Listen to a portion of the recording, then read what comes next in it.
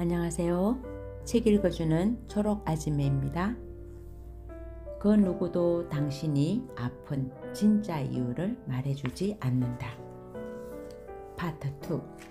내 몸을 아프게 하는 질병의 근본 원인 5가지. 우리 몸의 첫 번째 경고 메시지, 소화장애.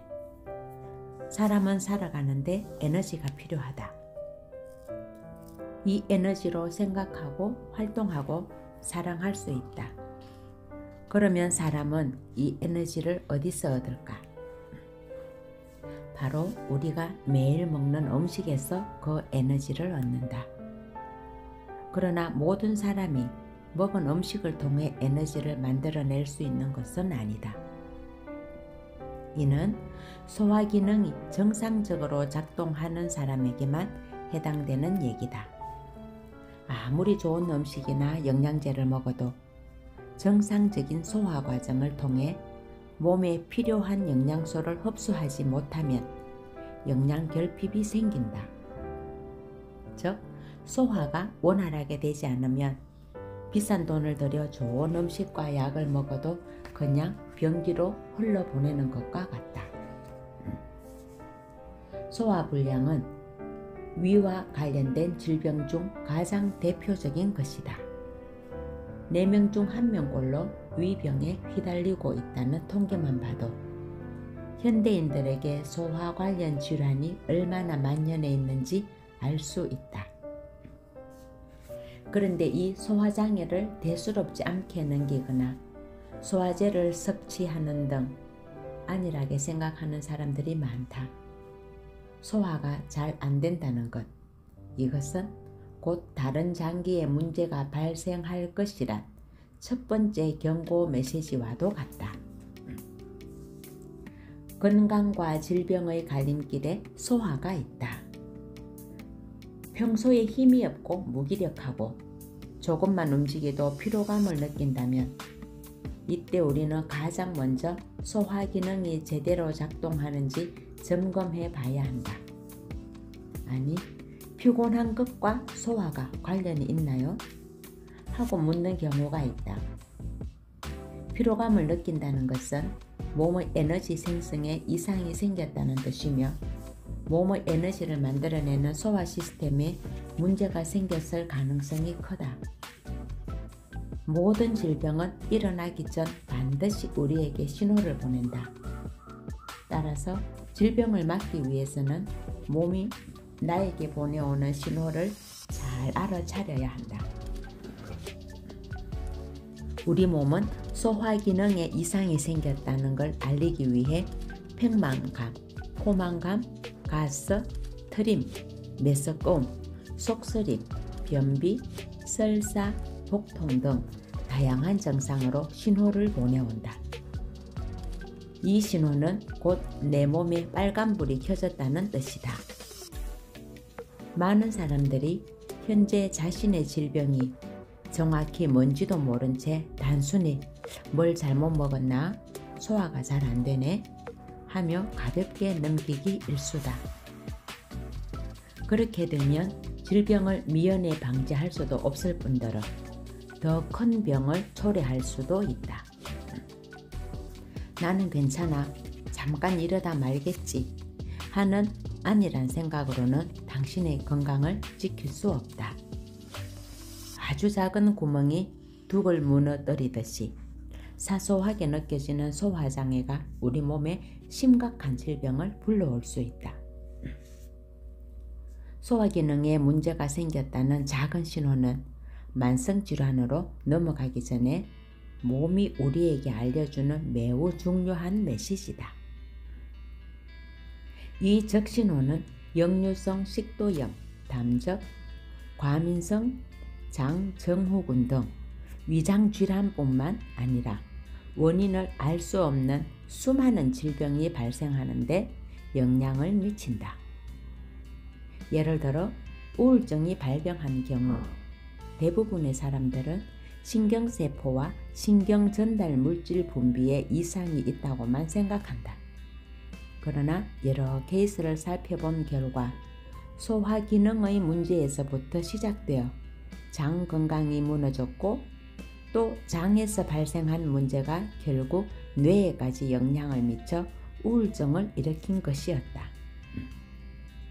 필자는 소화기능의 중요성에 대해 관과하며 살아가는 수많은 현대인이 원인도 모르는 질병에 힘들어하는 모습을 볼 때마다 몹시 안타깝다.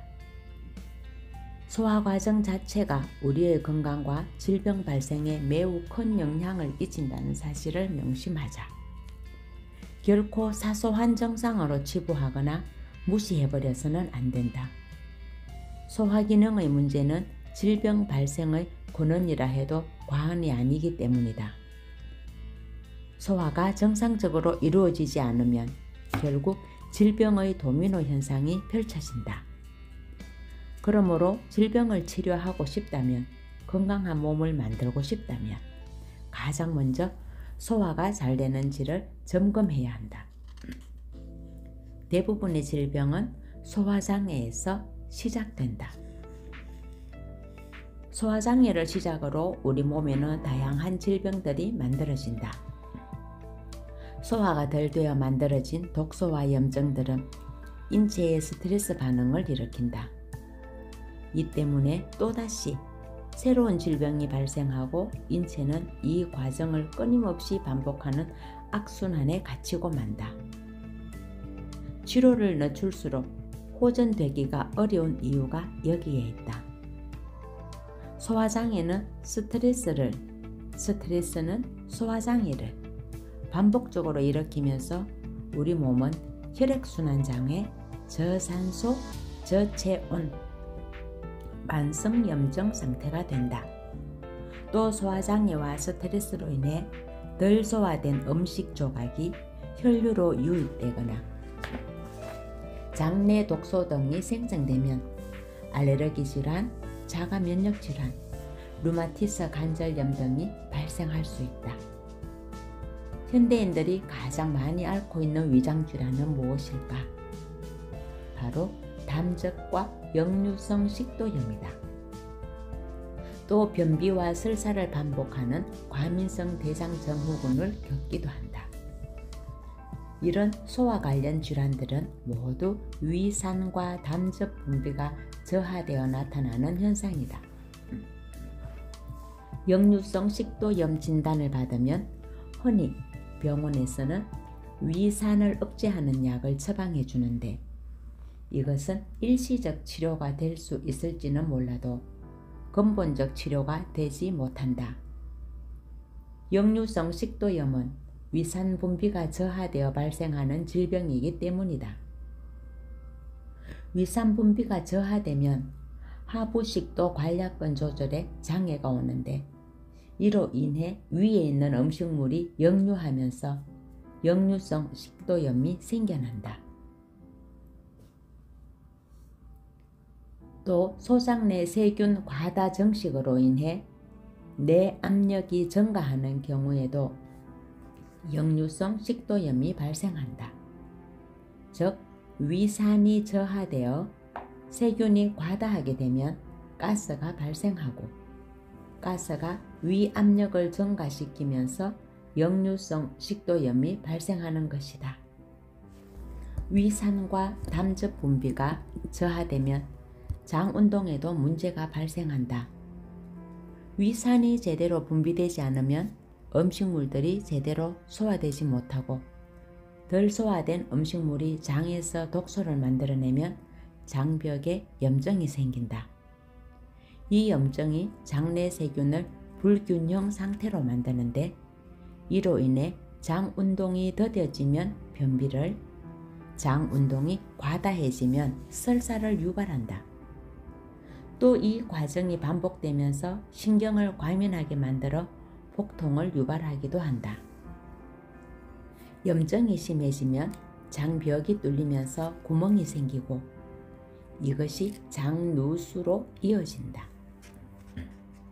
그렇게 되면 뚫린 장벽으로 독소들이 몸 안으로 유입되고 결국엔 뇌질환, 여성질환, 갑상선 질환, 만성피로, 섬유근통 등 전신의 다양한 질환을 야기시킨다. 소화에 장애가 생기면 일단 영양 결핍이 일어날 수밖에 없다. 우리 몸은 음식을 소화하고 흡수하는 과정에서 필요 없는 것은 밖으로 내보내고 필요한 것은 사용하도록 구성되어 있다. 그런데 소장이 손상되거나 장에 염증이 발생하면 이 영양소와 미네랄이 제대로 흡수되지 않고 비타민 B군, 비타민 K 역시 만들어지기 어렵다. 비타민 B군은 신경전달 물질 생성 저하로 뇌 기능에 이상을 불러오고 비타민 K가 결핍될 경우 혈관 손상이 유발된다. 이러한 결핍이 시작되면 효소 생성도 어려워지면서 신진대사가 원활히 이루어지지 않을 뿐만 아니라 장기가 제 기능을 수행할 수 없게 된다. 결국 신진대사 저하, 대사질환, 체중 조절 장애, 면역 저하 등 각종 질환을 불러온다. 소화장애는 우리가 먹은 음식으로부터 가장 큰 영향을 받는다. 평소 고지방식이, 글루텐 함유식품, 설탕 가공식품, GMO, 알코올 등의 섭취가 잦고 스트레스가 심한 경우 장내세균 불균형이 발생한다. 장내세균 불균형은 다양한 질병으로 이어지는데 특히 신경전달물질 생산 이상으로 뇌에 이상이 생기면 우울증, 불안, 불면, 알츠하이머, 치매, 자폐증 등이 유발된다. 또 인체의 대사에도 영향을 주어 당뇨 2형, 고지혈증, 고혈압, 동맥경화는 물론 비만에까지 영향을 준다. 또 우리 몸의 면역은 장에서 70%를 차지하는데 장내세균 불균형으로 인해 면역 불균형이 발생하면 알레르기 질환, 자가면역 질환, 전신염증이 발생하게 된다. 또 장내에 종의 다양성이 부족하고 유익균이 결핍되면 크론병, 궤양성 대장염 등의 염증성 장질환이 생겨난다. 이처럼 인체에 다양한 질환을 불러오는 소화장애는 종국의 암으로까지 다다를 수 있다. 위산 분비가 저하되면 혈액이 오염되고 혈중의 pH가 산성화되는데 이 현상이 지속되거나 심해지면 미네랄 부족은 물론 산소 부족을 가속화시켜 결국 암으로 이어진다. 질병에 시달리는 사람들이 간과하는 소화장애, 위, 장, 간, 트라이앵글. 우리는 누구나 아프지 않고 오래 살기를 원한다. 특히 심각한 질병을 경험해 본 사람은 건강의 소중함이 얼마나 중요한지 누구보다 잘 안다. 다큐멘터리 혹은 TV 프로그램에서 어디에 좋다더라 하는 정보가 소개되면 해당 제품을 파는 사이트가 마비되기도 한다. 요즘처럼 많은 정보가 홍수처럼 쏟아지는 시대에서는 손쉽게 건강에 대한 다양한 정보를 얻을 수 있다. 인터넷 몇 번만 검색하면 나에게 어떤 건강식품이나 영양제가 잘 맞는지 쉽게 알 수 있고 빠르게 구매할 수 있다.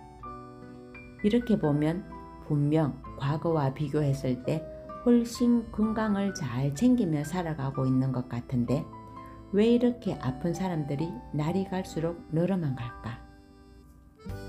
현대인들의 몸이 이토록 불편한 이유는 대체 뭘까? 다시 한번 강조하지만 그 답은 소화기능에 있다. 영양제나 좋은 음식을 먹으면 건강해질 거라는 막연한 기대감을 갖지만 소화가 안 되면 아무리 좋은 영양제와 음식도 의미 없는 쓰레기에 불과하다. 많은 사람들이 소화기능이 보내는 적신호를 알아차리지 못하고 그냥 넘겨버린다. 그러나 소화기능이야말로 건강한 몸을 유지하는 데 있어 가장 중요한 근본적인 요소 중 하나다. 그렇다면 먼저 소화기능에서 가장 중요한 역할을 수행하는 장기에 대해 짚어보자. 소화를 잘하고 건강한 몸을 유지하는 데에 가장 큰 역할을 하는 장기는 바로 위, 장, 간이다. 이 세 가지 기관이 트라이앵글로 이루어지면서 서로 유기적인 시스템으로 작동된다는 걸 알 수 있다. 이 중 하나라도 문제가 생기면 연달아 도미노 현상을 일으켜 많은 증상 및 질병이 유발된다. 건강한 몸을 유지하려면 이 소화의 트라이앵글이 원활하게 작동되어야 한다. 따라서 가장 먼저 이 세 가지 소화기관에 이상이 없는지부터 확인해야 한다. 위. 첫째, 위의 소화 과정에서 가장 중요한 역할을 담당한다. 위에서는 위산이 분비되는데 보통 위산 역류, 소화불량 등 위장 질환 발생 원인을 위산 과다로 생각하는 경우가 많다. 하지만 놀랍게도 소화불량 환자의 90%는 위산 분비가 적을 때 발생한다. 위산 분비가 저하되면 1차적으로 우리 몸에는 가스나 복부 평만감, 식후 트림, 속쓰림, 위산 역류 같은 증상이 나타난다. 위산은 소화 과정에서 살균, 단백질 소화, 하부 식도와 유문 관략근 조절 기능을 수행한다. 또 담즙과 소화효소 분비를 촉진하는 역할도 한다. 하지만 위산 저하로 인해 담즙과 소화즙이 제대로 분비되지 않으면 몸의 장기들은 정상적으로 작동하지 못한다. 장. 둘째, 장은 소화의 마지막 보루이자 영양을 흡수하는 곳이다. 우리가 음식을 먹은 후 음식물을 잘게 쪼개어 온몸으로 내보내는 곳이 장이다. 장은 음식물을 소화시키고 영양분을 흡수하여 에너지를 제공하며 배변 활동을 통해 노폐물을 배출시키는 중요한 활동을 한다. 위에서 음식물을 분해하고 위액과 함께 산화시켜 장으로 보내면 장은 담즙, 췌장 효소들을 동원해 단백질, 탄수화물, 지방 등을 또 한 번 완벽하게 소화한다. 또 장벽은 점액, 항체A, 펩티드 분비 등을 통해 외부로부터 들어오는 침입자들에 대한 방어 기능을 한다. 위, 간, 소장, 췌장에서 각각 위산, 담즙, 소화효소가 잘 분비되고 위, 장의 운동이 원활하게 진행되어야 소화가 정상적으로 이루어질 수 있다. 이때 몸속에 들어온 음식들은 몸이 필요로 하는 작은 단위로 쪼개어져 필요한 영양분은 몸 안으로 흡수되고 나머지는 몸 밖으로 배출된다. 그런데 애초에 소화작용에서 하나라도 문제가 발생해 장에 염증이 생기면 소화뿐 아니라 영양분 흡수, 노폐물 배출 등 모든 것이 무너지며 변비, 복통, 가스, 팽만감, 메스꺼움, 과민성 장증후군 등 여러 가지 불편한 증상들이 나타난다. 이처럼 장에서는 인체에 필요한 물질들을 몸 안으로 들여보내는 중요한 역할을 하는데 소화, 흡수, 배설, 설사 조절, 감정 조절 이 5박자가 원활하다면 장내 면역 시스템과 자율신경계 조절에도 제 기능을 수행할 수 있다. 간. 셋째, 간은 우리 몸의 화학공장으로 불리는 장기다. 인체에 들어온 독소 및 배출의 75% 이상을 해독하고 배출해주기 때문이다. 신체의 각종 대사 과정뿐 아니라 살균 작용, 면역 체계 유지, 에너지 관리 등 500여 가지 역할을 한다. 이 때문에 간 기능이 저하되면 해독 및 각종 대사 기능이 자연스럽게 떨어진다. 피로나 권태, 식욕부진, 소화불량 등이 지속되고 숙취가 오래가는 현상 등이 간 기능 저하로 나타나는 대표적인 증상이다. 간에서 분비되는 담즙은 지방을 소화시키고 장의 연동 운동을 조절한다. 그래서 담즙이 부족하면 장의 운동력이 떨어져서 변비가 생기는 것이다.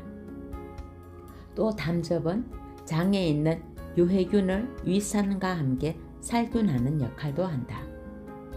이처럼 담즙의 정상적인 분비는 장내 세균의 균형을 맞추고 이 모든 것들이 소화에 영향을 준다. 이렇듯 위, 장, 간, 소화 트라이앵글이 정상화될 때 우리 몸은 안정적인 소화가 이루어진다. 소화장애가 혈액을 오염시킨다. 말하기, 생각하기, 활동하기, 배출하기 등의 인체의 모든 활동은 혈액을 통해 이루어지는데 혈액이 오염되어 있다면 어떻게 될까? 실제로 많은 질병이 혈액 오염으로 인해 일어나는데 혈액 오염이 위산 분비와 관련이 있다는 사실을 아는 경우는 많지 않다. 위산은 우리가 먹는 많은 음식들을 소화시키는 일을 한다. 위산 분비가 저하되면 소화되지 않은 음식물이 장으로 가게 되고 장 내에서 염증을 일으켜 장 누수가 일어나면 뚫린 장벽을 통해 빠져나온 독소들이 혈류를 통해 몸으로 돌아다니게 된다. 결국 혈류에 독소와 노폐물이 많은 상태, 즉 혈액 오염 상태가 되는데 혈액에 노폐물이 많아 끈적이는 상태가 되면 당연히 혈류가 저하될 수밖에 없다. 또 제대로 소화되지 못한 음식 조각들이 혈류로 들어오게 되면 각종 면역 반응을 유발한다. 면역세포들은 음식 조각들을 처리하느라 본래 자기의 임무인 외부 침입자에 대한 공격이 약해져 면역력도 떨어지게 된다. 문제는 이 음식 조각들이 주로 산성을 띠어 혈액을 산성화로 만든다는 것이다.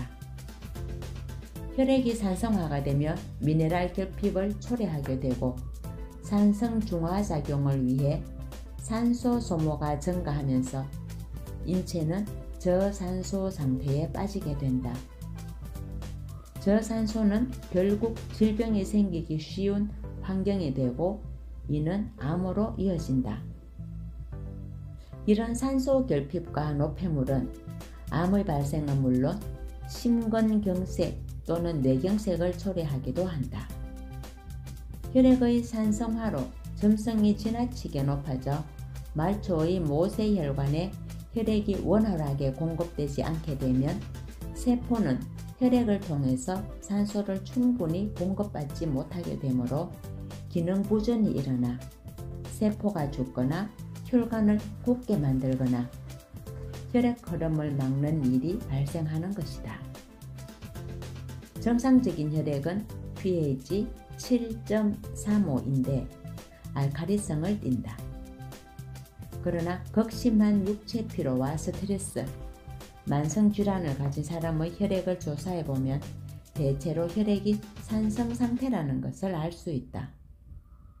소화장애로 덜 분해된 음식 조각들과 장내 세균의 대사산물들로 인한 암모니아, 젖산과 같은 독소들이 혈액 내로 들어와 혈액을 산성화로 만드는 것이다.